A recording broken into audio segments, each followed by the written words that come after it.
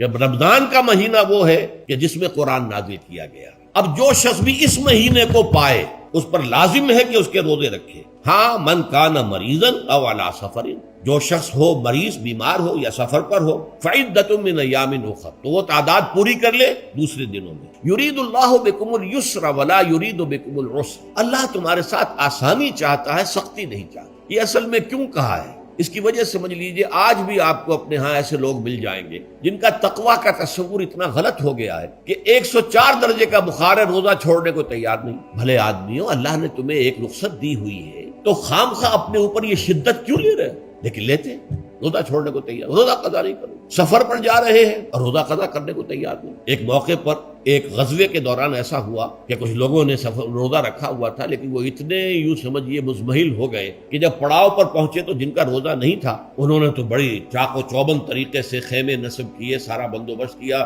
اور یہ جا کر بے سدھ ہو کر بے ہوش ہو کر گر پڑے. تو حضور نے فرمایا ان کو دیکھ کر، لیس من البر الصیام فی السفر، سفر میں روزہ رکھنا یہ کوئی نیکی کا کام نہیں ہے. یہ نیکی کا غلط تصور ہے کہ جو تم نے اپنے اختیار کر لیا. یہ تمہارے اندر تشدد پسندی پیدا ہو رہی ہے. دین کے احکام میں جو مقصد ہے وہ کیا ہے؟